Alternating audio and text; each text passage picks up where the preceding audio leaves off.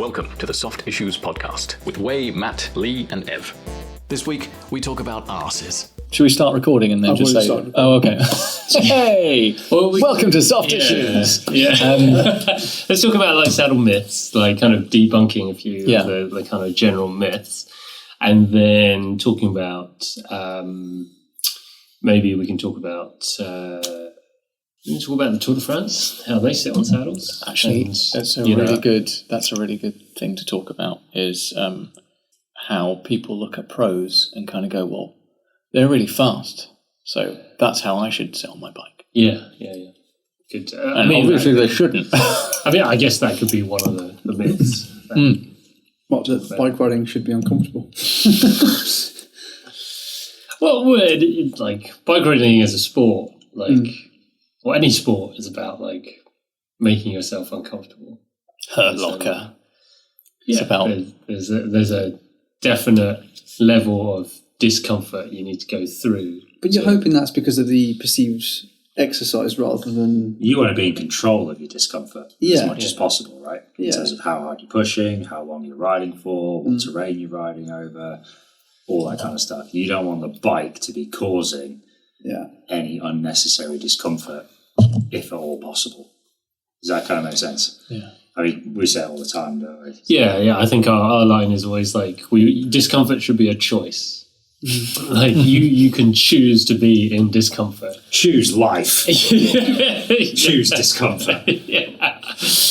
But as Matt was saying, it's if you push hard on the pedals, then your muscles are going to ache because you're pushing harder. But you can choose to push harder or not to push harder. But if your bike position is wrong and you're just sitting in a position that's creating discomfort, that is not your choice. Yeah. That is, your discomfort is being dictated by like the bike position and so on. You're just kind of putting up with it. I found that when I was first starting out, that you can also choose... Well, if your position is good, if your bike is comfortable, you can choose when it hurts. You can go, and it's that pain that you can interpret as good. If I'm experiencing this kind of pain, it means that I'm putting a lot of power out and I'm going fast. And that's like, you learn that, because if you associate a certain type of pain, that burning sensation in your thighs, with the fact that you are overtaking people, it's like all of a sudden that association is, or I'm going up a hill, I'm passing people up this mountain, like up Ventoux, wherever it is. It hurts, but it's pleasurable because I'm creaming everyone else. You can also like mediate it. So, for example, if you're on a very relaxed ride, you'll feel your hands more. Yeah, and that will be pain essentially in itself because you're obviously weight bearing on the hands. But then obviously when you want to swap that over, you can be like, I fancy my legs hurting now, so you can just push on the hill, up the hill, and then back to your hands again. And they say that's one of the things about switching between grinding and spinning, isn't it? Like isn't that just like what ultra distance riding is? Just choosing where your pain goes. It's all in your brain. Pain's in your mind. Most of the time you do that. Yeah, but that's a really good point too. There is pain is culture. There is like a culture of pain and suffering. Like I used to work at Rafa, and their motto is there you go. But their motto was like glory through suffering. Really? Yeah. Even the admin people are saying that. Getting through the work. Well, no, that was their motto for glory through spreadsheets. I mean, that's another podcast episode altogether. But the idea of like kind of who could suffer the most on the bike is he or she. No, it's he, isn't it? It's always he. That's where that comes from. I'm trying. If it was she, it wouldn't be that conversation, would it? Yeah, I know. Rafa did women's clothing too. That's right. We do now. Yeah. But suffering, pain is kind of glorified within the sport. It's kind of within all the kind of old black and white pictures, and so there's a level of suffering that people want to emulate. On the bike. Unfortunately, that kind of pain or suffering might be maybe the wrong kind of pain or suffering, or it's like the unnecessary kind. It's not the choice. It's just, all right, any old kind of pain. Suffering. Or it could be a physique Arione. Yeah. I mean, I'm case in point. I rode that saddle for God knows, me 6 years, and thought it was the best thing since sliced bread. Was it the dog's bollocks? I thought it was awesome. What changed then? I sat on something else. It's like sitting on a park bench your entire life, and then lying on a couch, and you're like, oh, I didn't know this was a thing. Oh, so it doesn't have to be like that. Yeah. And this is the whole point. The whole point is is that pain is associated with knowledge, and knowledge allows you choice. So the more you know, the better choices you can make, the better pain you can go through, in a way.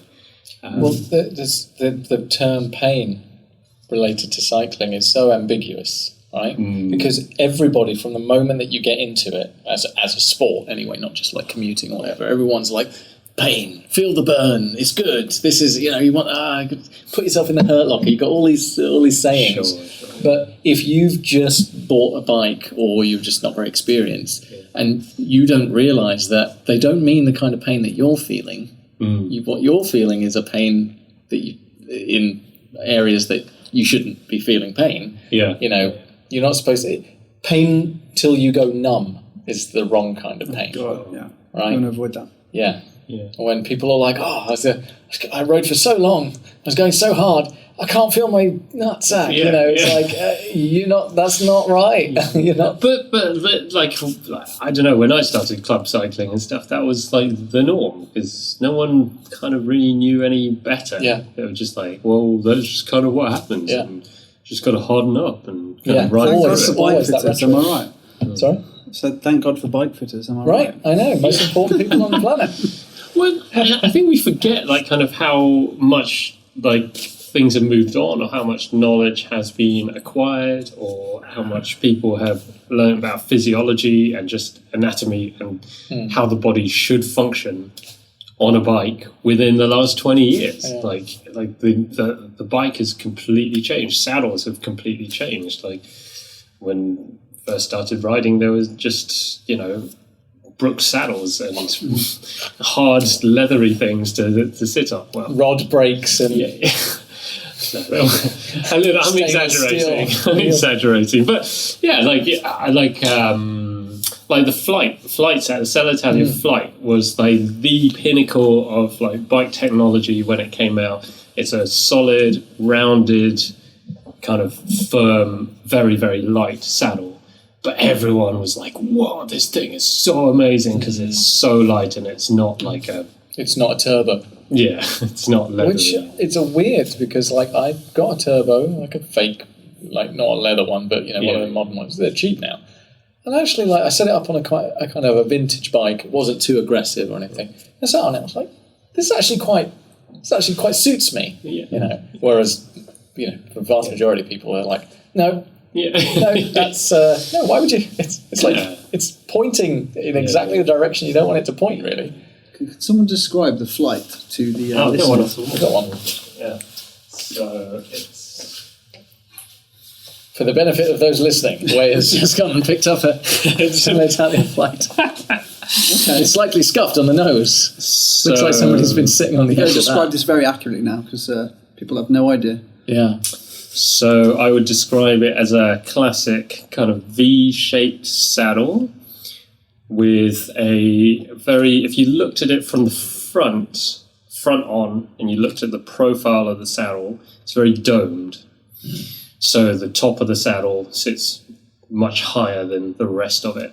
And the dome or semicircular kind of profile of it is quite pronounced. So the sides of the saddle are quite steep, as I would say. So almost kind of like vertical, starts vertically and then kind of tips up towards the top of the dome pretty quickly. It is a solid saddle all the way through, so there's just kind of one piece of leather all the way across the top of it. There's no kind of pressure relief channel. I feel like I'd feel my perineum sitting on this one. Just looking at it. Absolutely, there's no way you wouldn't. Like, if we get we've got like this model of a pelvis in front of us here. If we just get that and sit it on top of the saddle, there is literally no way you can get either side of your pelvic bones to sit on the saddle without squashing all the soft tissue in the middle down. Or as what I used to do was kind of sit slightly squiffy on the saddle in order to just get enough relief from the saddle at all. So, yeah. So it's not so good anymore, but it was good. Yeah, because it was light. It's just really light. It's such a common... Like, if you followed cycling for the last, like, sort of 30... What was it, 20 years old, I think? Maybe 30 years old? It's such a classic shape. You kind of look at it and you just think, well, that is what I saw on every race bike that I ever saw, in the 80s. But of course, it was designed in a time before people started doing these massive saddle bar drops, right? It was also designed in a time before mass participation cycling. That's also true. Which we'll come on to that later. So you had your bell curve of riders just at the pointy end. Yeah, literally the pointy end. Literally the pointy end. I guess there is some... There's some kind give of to it, right? Give in it, and the top of it is leather, and so supposedly there is a little bit of moulding that takes place within it. Not to the same degree as like a Brooks saddle. Because that's even adjustable as well, because you can actually slacken it off, can't you, with the nut at the front. But maybe we should go back to like Brooks saddles and talk about those and like kind of, why they're like, I don't even know why they still exist. Like they fashion. Exist. Yeah, they look amazing. The kind of bikepacking thing and the whole long distance thing. People assume it's like sitting on a horse for 12 hours a day. If you want to ride a horse, fine, have a leather saddle. If you want to ride a bike, probably not. Yeah. I've never seen that many good interaction with them in bike fits. I don't think I've ever recommended them, but I've let clients stay with them because they're so attached to them. Quite literally, they just won't get off them. So I'll talk about the concept of like the Brooks saddle. So at the time when they were around in, I don't know, God knows, like 18th turn of the century. Yeah. That was like the pinnacle of technology. It was like a piece of leather that you could put on and it would mold to you because it's leather. And so it would kind of take the shape of your butt and supposedly that would become more comfortable. It would kind of get softer as you go along. And that will give you a degree of comfort. But the issue being that the leather only becomes comfortable when it becomes soft or saggy. So it loses its structure and therefore it loses the support and stability that like a saddle want or should be giving you. And it gives you that kind of comfort because it's kind of saggy, like an old sofa. Like, you sit into an old sofa, it's super comfortable because there's nothing to it. You just kind of sink into that sofa. But if you're trying to generate power on the bike, you're trying to push against something. You need something to sit on and push against. It's like, imagine if the chair that you're sitting in right now, if that was like super soft and saggy, like it's going to be really hard to get out of. Like, to imagine I had told you had to get out of it without using your arms. It would be super difficult because there's nothing to push against. Me every night trying to get up from my couch to go to bed. I'm like, I can't get up. I'm just gonna have to sleep here. I also worry about things that you have to get used to. Like I remember being a kid and like learning about because I'm probably not the only one here that had like skin problems. Like acne, for example, when we were young. and you go to a place and you buy a product and it'd be like, so you have about 6 weeks of a massive breakout, you look like God knows what, and then all of a sudden the product starts working. But like, you know, it's a bit weird that you have to go through that process in order to get used to something. And I know what you're going to say, bike fitting, there is a process and you have 4 weeks, but I think with products, when you're adding something onto your skin or with the saddle, I don't think the same can be true really. Or it sends off alarm bells with me. Anyway. Well, I think technology has moved on to a point where we can get comfortable saddles pretty much straight away. I mean, there's a lot of other factors that go into saddle comfort, but like the concept of breaking in a saddle and like kind of basically destroying the structure of a saddle till it's comfortable, inverted commas. That it's old technology, it's old thinking. We've moved on since then. Brooks haven't. No, they're trading on fashion, right? Yeah. Like, I mean, they do. Well, it's like heritage, beautiful, isn't it? It's like Jack Daniels, you know, they're still saying that's good whiskey somehow. Yeah. Yeah. I mean, like the same, I don't know, like records and vintage cars and vintage motorbikes and all the rest of it. Anything that's kind of old, but you know, it's still relatively functional. Pull the vinyl out of my cold, dead hands. Yeah. It's great. Exactly. Okay, admittedly, you have to spend 10 grand on a record player for it to be great. That's beside the point. Yeah, but I'll comment on these shoes. I have a pair of shoes, I won't say the brand, but these ones they had a bit of a breaking in period. They were not immediately comfortable. They got comfortable over the course of maybe a month or so, a month and a half. Really? My other shoes, the ones that my road shoes, the racing ones, from a very well-known brand that I won't mention. It's got 5 letters. Is it 5 letters? Those were you get what you pay for. These were 150 odd something, 160 quid, which ain't cheap. It's not cheap. The other ones are 300 something, and they are like ruby slippers. I mean, like immediately, just for me, they worked. I put them on when they were brand new, and they were the most comfortable thing I've ever put on my feet because the shape was right. Same with the saddle, right? If the shape is right. Yeah. It's a very subjective thing, of course. Of course. Yeah. But there are some saddles that I found work better than others. Are we not talking about those kind of things? We're not trying to. Oh yeah, no, absolutely. Like nothing's off the table here. Well, I think the Selle Italia S3, it's mainly the S3. I would say that 6 out of 10 people, from my experience, ended up on that saddle. That's a really high percentage considering all the other saddles. And admittedly, sometimes you try that saddle first and it works so well, you kind of don't go to the other saddles because you don't want to encourage anything. But I think generally speaking, it just works quite well. As long as someone's not listing over to one side, as in like leaning over to one side, because obviously you're going to feel that huge pressure relief channel. But it's good. It's good for promoting stability, I think, in the pelvis. Do you guys have any? Yeah.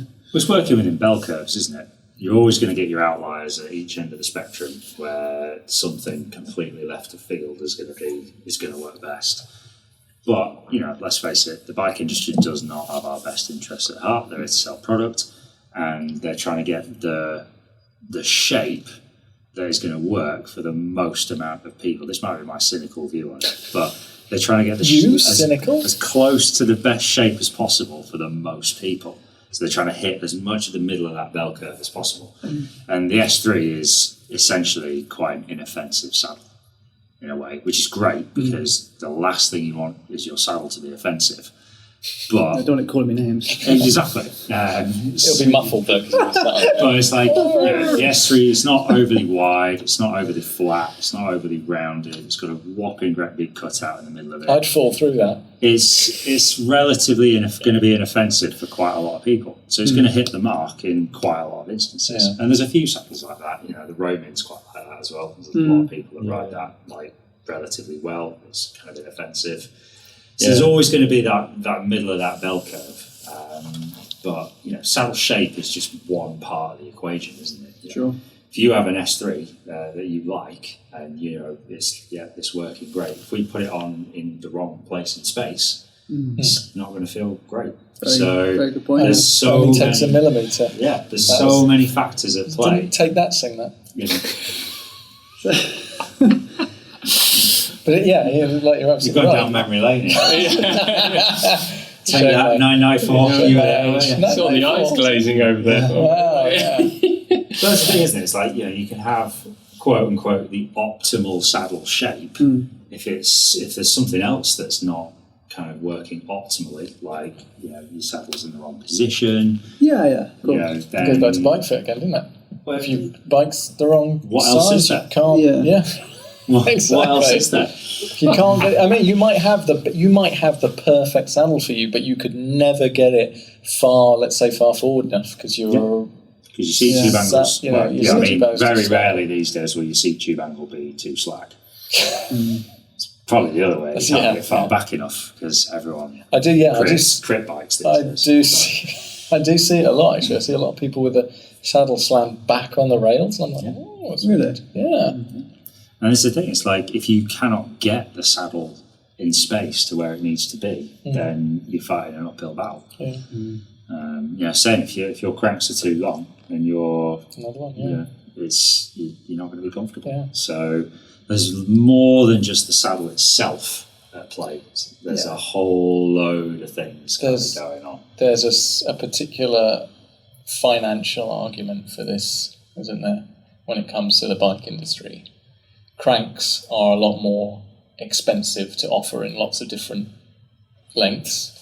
It's a lot easier to get a job lot of average shaped saddles that suit most people, which you're going to put on your bikes. Or don't suit most people. Who cares? As the case may be, exactly. Who cares? As long as you've got a saddle on it. Yeah. So that when you hand it over to the person, and then they end up, 3-4 years down the line going for a bike fit, and you'd be like, why have you been sitting on this? Or spending £1,000 on Wiggle every year, sending saddles back, and still not finding the right How did you get access to my account? It's the thing, I see it all the time. It's like, discount. I've tried 5-6 different saddles and nothing works, and takes me back to the Arione. That argument, you didn't know. I didn't know. It was actually, at the time, a fairly versatile saddle because it was flat. You just sit in the best place that you could, and you could move around a lot. You didn't realise that if you had a better saddle that was suited to your bum, you would just sit in predominantly one place most of the time, and you'd be a lot more. But again, I think like the mass participation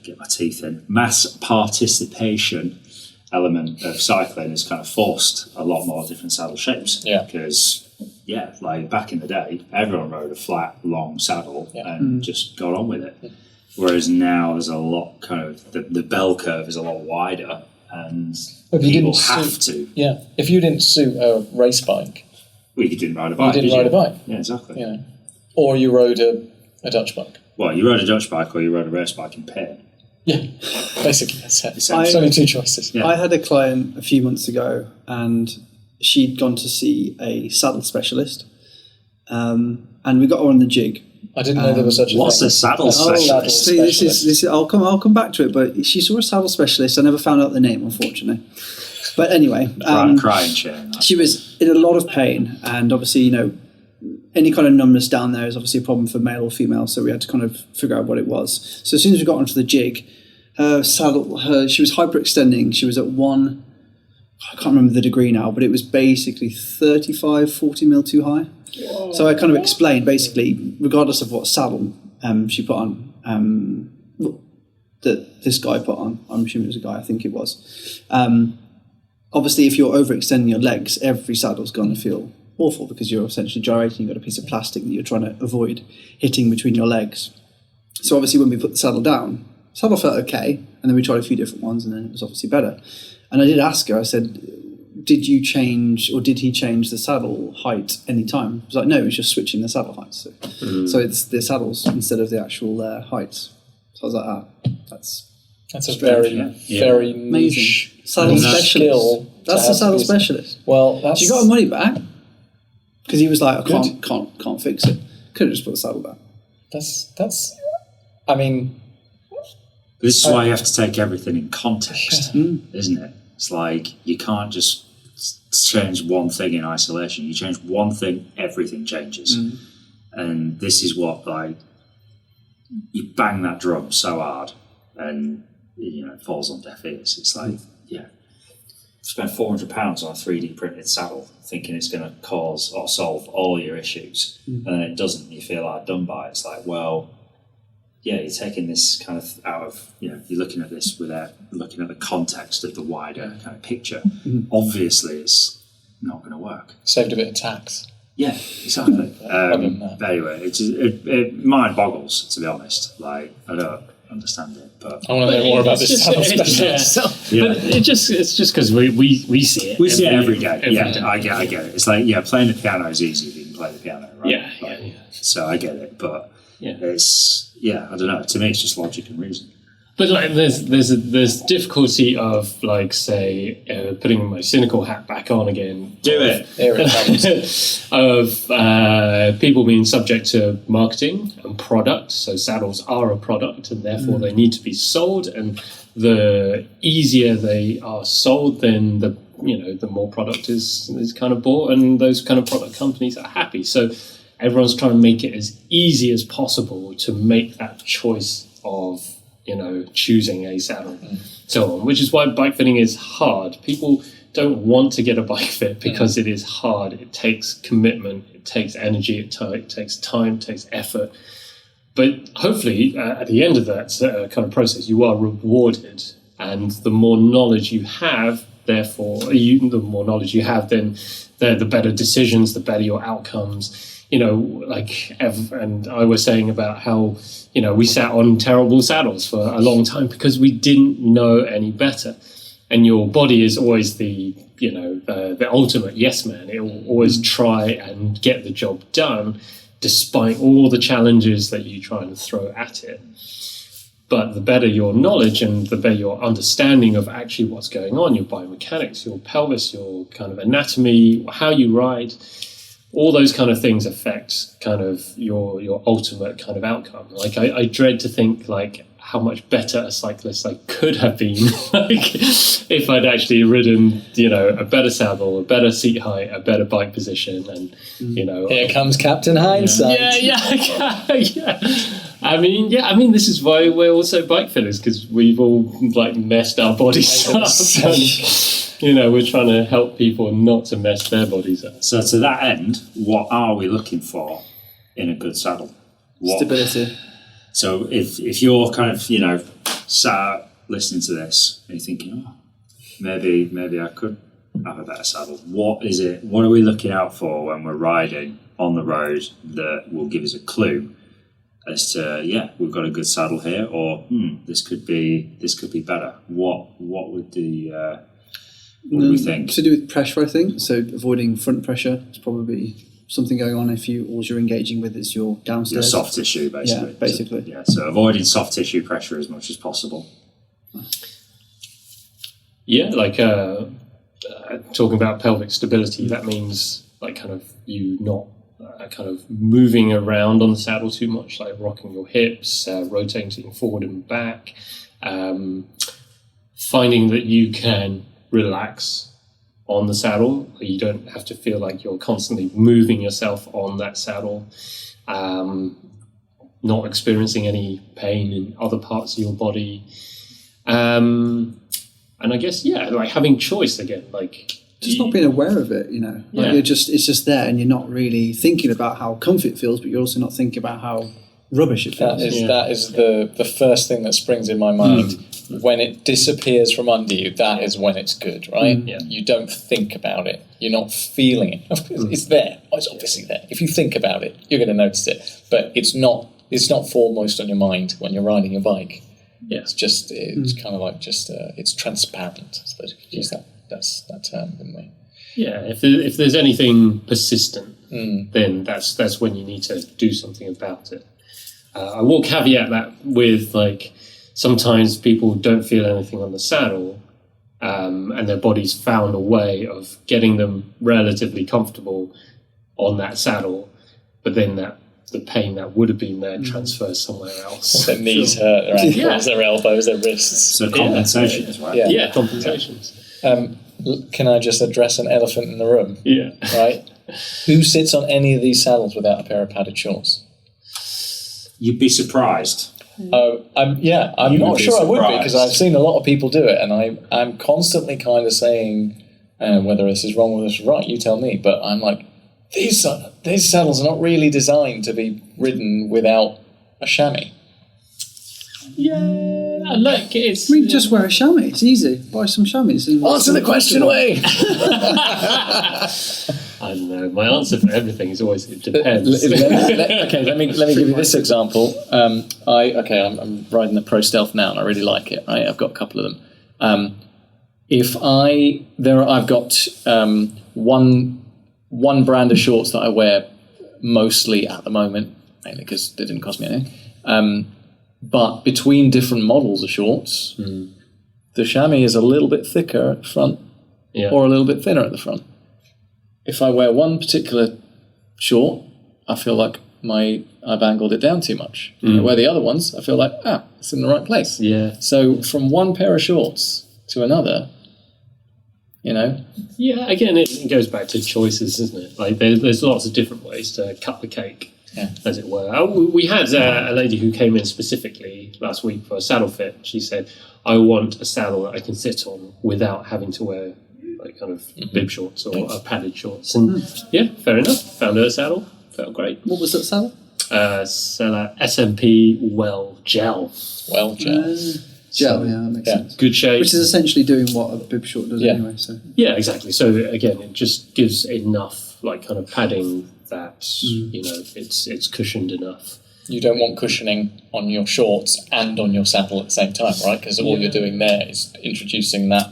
Well, too much squidge is just as bad as... Right, exactly. You're sitting on a couch trying to pedal. It does beg the question, though, like, is it better to have, like, padding on your bib shorts and no padding on your saddle? Or would you rather have more padding on your saddle and less padding on your bib shorts? I'm going to answer that.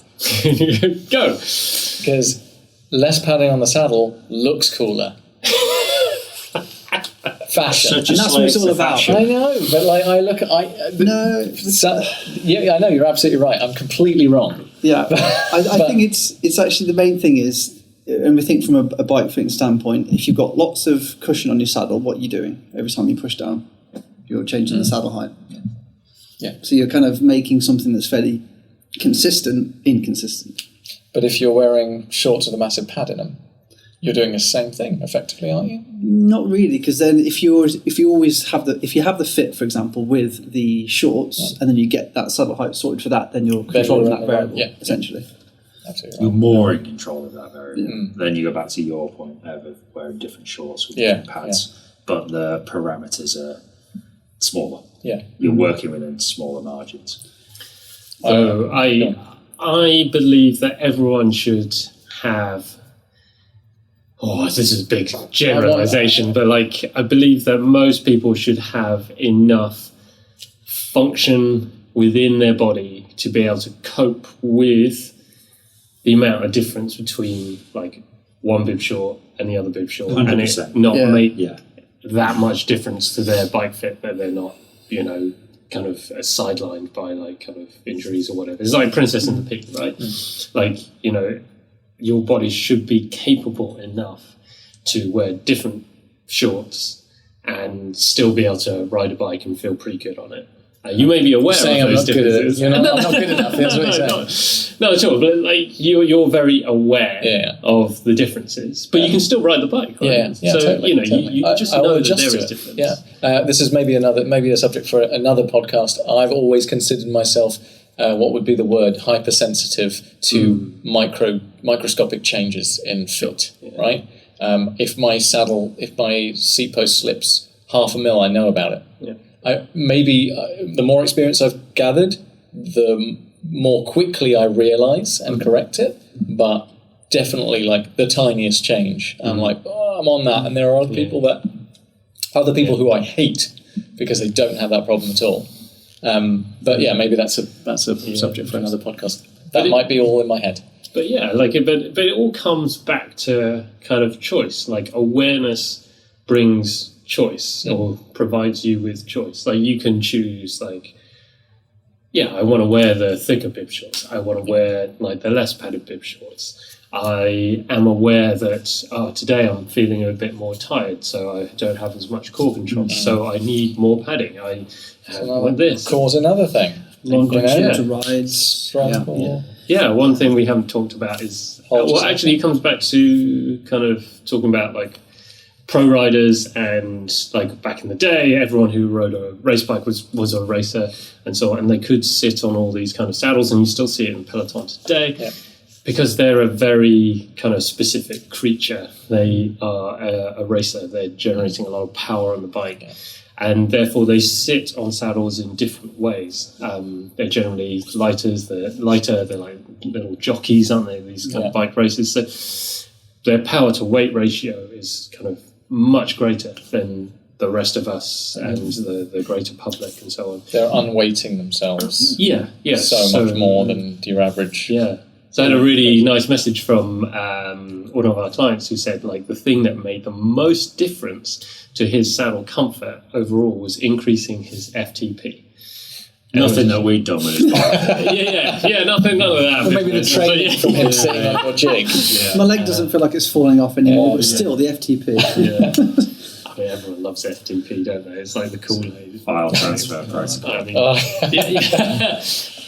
but that's another podcast again. But like just the ability to generate and push power against the pedals lifts you away from the saddle, lifts you off the saddle. So your legs are doing more of the carrying work. You're sitting on the saddle a bit less, and therefore you feel less weight into the saddles. If I was, and that being warmed up and all of those things, and just having, solidifying up your core a little bit. If I ride my race bike after 3 weeks off it, I need a bike fit. But give me a few days in a row of riding, and I'm like, this is so super comfortable. Yeah. So again, going back, like there's so many other factors apart from just saddle shape that determines saddle comfort. Women's specific saddles? Has anyone got anything to say about that? I thought that's a fallacy. Is that the wrong word to use? Yeah, there's no such thing. Well, I often use kind of men's saddles for women and women's saddles for men. It depends. I found the Ergon SR women's to be really good with some men that can't sit still on the saddle. Yeah. That's my personal. And I found that generally women, I tried lots of different things, and I don't usually tell the individual if it's male or female. Yeah. Usually men are the ones that are more sore about riding a women's saddle, strangely. Just scratch off the bit where it says women's. Is it kind of curious about Ergon and why they would do that? Like, what is their thinking behind it? Marketing. Yeah, that's what I thought. And it just seems so pointless to limit your range. But I think you've got to imagine as a female, when it's all male dominated, it's quite hard to kind of know what saddle. Sometimes it's easier. So you've got to look at it from that. I mean, maybe on the plus side, at least they didn't just put a pink cover on their men's saddle and call it women's, like Gillette or something. I mean, it's really interesting to see where the bike industry has gone over the years. It's kind of like flip-flop. So there was like the era of like kind of creating loads of women-specific things, and all it was just kind of rebranding kind of like bikes and equipment with different colours. It's literally putting eyelashes on a Corsa, isn't it? Because they saw that there was a market. Women were getting into cycling. So they're like, oh, great, well, we'll make bikes for women. But then more women started getting into cycling, and then it was more apparent that they needed different, they needed to cater for like a larger segment of the market that wasn't catered for. But now everything's kind of come back again, and women's specific things are kind of, I don't know, maybe they're getting a little bit more taboo, because like why does there have to be a difference between men's and women's? It's this again, like on the other hand, if you're a woman and you feel that a brand is catering for you, you might feel more inclined to purchase that. I mean, Giant's making a mint with Liv. Their bikes, absolutely. And all they've done is just made slightly shorter top tubes. Because I think it's not because it's women specific. It's because women are on average smaller, and smaller people on average need a shorter top tube. Yeah, maybe I'm generalising. There are some very broad brushstroke kind of concepts being kind of like put out there.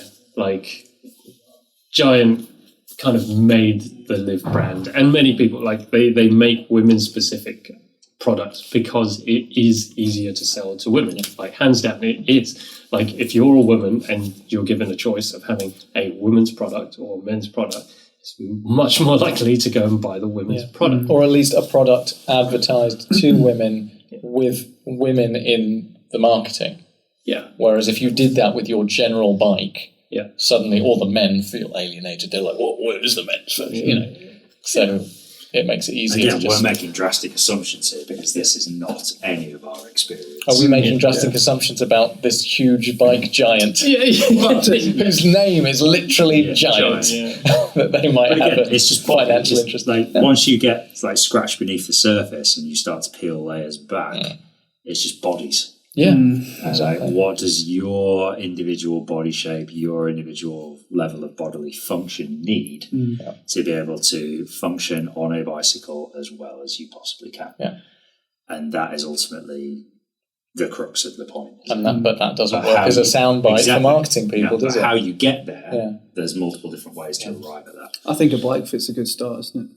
I would say so. But how do you get to the point where you're thinking, a bike fit is a good idea? Numbness, pain. The bike shops or bike retailers, and it's a shame because there are fewer and fewer bricks and mortar bike shops where you go in and you say, I want to buy a bike. And they say, well, come and have a look at these Carreras. You know, those are the people that need to promote bike fitting. Like first and foremost, be like, either they have a relationship with bike fitters or they have a bike fitter in the store. And they kind of used to, but then they were never a particularly experienced person most of the time, depending where you went. I just don't think they value it, do they? No. It's not easy enough. Like men and women's saddles, easy. Yeah, right. Women buy this, men buy that. It's easy. Bike fitting, hard. So not going to do it. It's not a reductive service, is it? It's not like, trying to cut out variables. It's actually the whole idea of bike fitting is obviously from a science. It is from facts, but it's also a lot of experimentation, which is why you can end up on a male or female saddle, regardless of your gender. Yeah. Yeah, because again, we're dealing with the infinite complexity and variability of the human race. Like, can you say that your pelvis is the same as Ev's pelvis, which is the same as Matt's pelvis, which is the same as, I don't know, my pelvis? Like, no, everybody is different. Should we get x-rays? Should we get x-ray our pelvises? My legs are broken. So, does everyone know their sit bone size? Oh, don't. Oh, my goodness. You had to bring it up. Probably. Maybe bring it up. Depends how far I shift over, right? If anyone tries to sell you a saddle on the basis of measuring the width of your sit bones, run away. But the systems that they have, like the brands, have their own things, like their own websites with their little formulas, and they say, right, measure your sit bone width, and then we'll recommend which saddle you should go for. Can you touch your toes?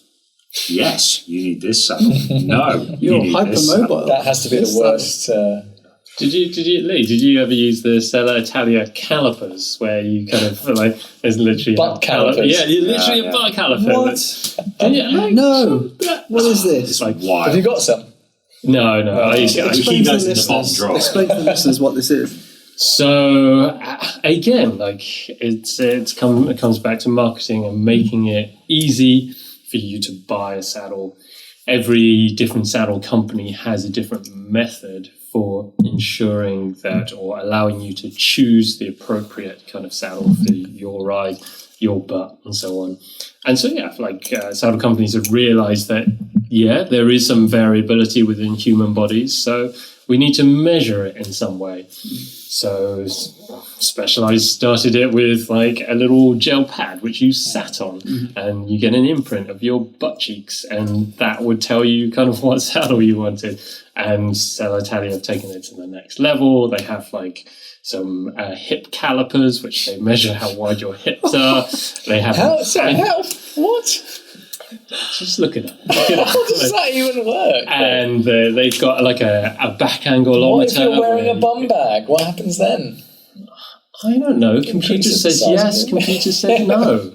Just follow what the computer says. This is going back to what Matt said about, you can't pigeonhole. You can't just measure your bum and find the right saddle. You're sitting on a bike. If you measure your bum and your back angle, maybe that will tell you the answer. But your back angle changes, doesn't it? Oh, well, we'll measure whether you can touch your toes then. And then we'll measure if you can, I don't know, ride in that position for 2 hours. And then we'll measure something. You have to check oh my God, everyone's obsessed with hamstring flexibility as well and decide whether not being able to touch your toes is... Yeah, there are some saddles that literally say for a saddle for if you're not flexible, and which the majority of people aren't, and the majority of people identify as not being flexible, so they'll go and buy that on account of the fact that it's for people that so everyone's on a physicality. Yeah, but then that starts to play on your emotions and who you cool. identify with. I'm a racing snake. Because the Arione racing guy looks the coolest because he's right down there. So that's why I bought an Arione, because it's like, I want to be that guy. Exactly. He's really cool. I know it's just a line drawing, but he looks cool. Why are you not a marketer? I don't know. Yeah. So, fashion. Hashtag fashion. That's just signed on a serviette, wasn't it? Yeah. That's the story. The story. I could imagine that.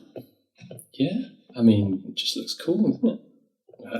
Anyway, so the moral of the story is...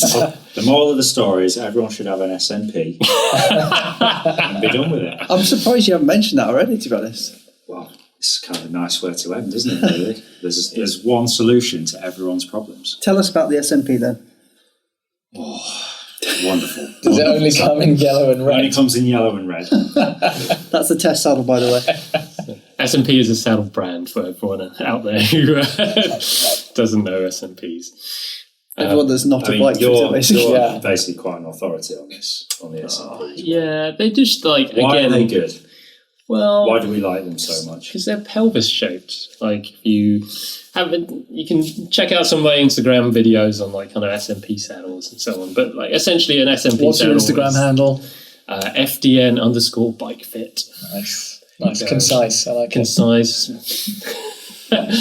But essentially, S&P saddles, they're really good problem solver because they're like the again what I call the 70% saddle. They will fit 70% of people really, really well because they're kind of more pelvis shaped. They look weird because they are more pelvis shaped, and they have lots of features that kind of work. But again, we can't say that they fit everybody because there's going to be lots of different kind of shapes and saddles out there.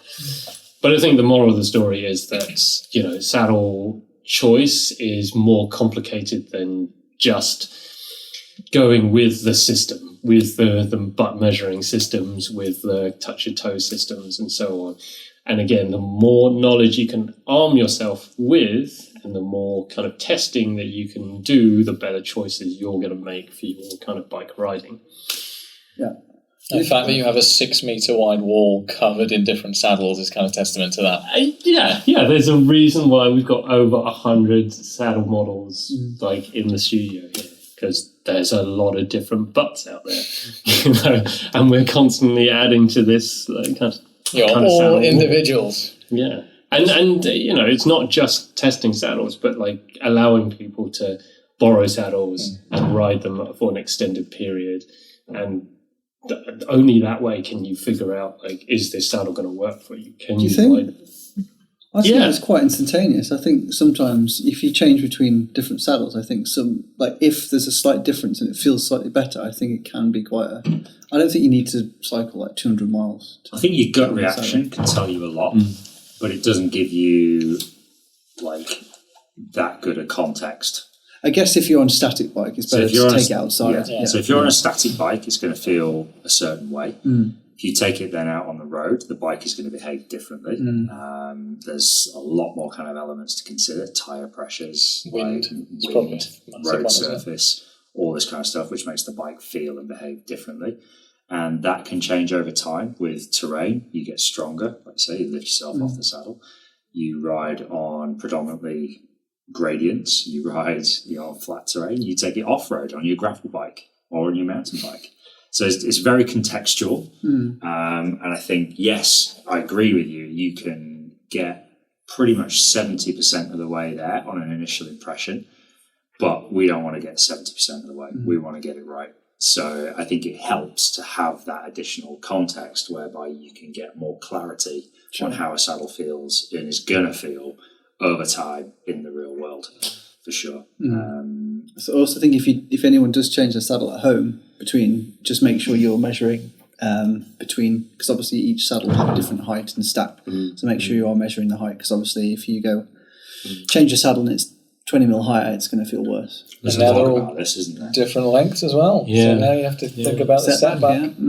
But for all the data nerds out there, this is the data that we're looking for. This is I don't care about measuring hip width and all the rest of it. I care about what people's feedback is after they've ridden the saddle. Did it feel good? Did it feel good after 2 hours? Did it feel good after 4 hours? At what point did they fatigue? And then where does the saddle feel kind of uncomfortable after that? Because your body will change. If you do a 6-hour ride, if you sit on anything for 6 hours, it's going to I was going to say, maybe 200 miles or something is maybe doesn't matter how comfortable. I've just had a few people that are like that, and I think it's that whole Brooks analogy. You have to kind of really get used to a saddle, and I guess there is kind of like a in between of 200 miles and actually just using it for a few rides outside. And that will kind of tell you what's important to you as an individual rider. Do you want to adapt your body around that saddle? Do you want to kind of improve your core strength? Do you want to improve your kind of strength and ability to hold that kind of bike position? Or do you need some compensation? Do you need some squidge in the saddle just to allow a little bit more compensation to kind of, give you a bit more softness and a bit more leeway?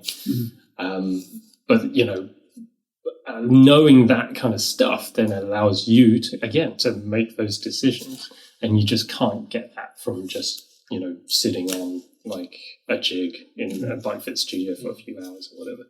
So I'm a big proponent of getting people to test outside and so on. That's kind of why we're here. That's I mean, you're in the perfect place, aren't you? Because you've got this road circuit kind of at your beck and call. So we can do a lot of testing. Yeah. So, but again, it takes commitment from a rider to want to do that as well, which is... There's only a few bike fitters that actually do the outside thing, considering how important it is. There's not a lot in the UK, at least, is there? Because it's hard. Bike fitting's hard. No one wants to do the hard stuff. Wow, that's not true. There's a lot of good bike fitters out there doing good stuff. But it takes time, right? It takes good communication, and it takes time, and it takes experience to be able to do all these things well. Enough about butts. I think we should end it there.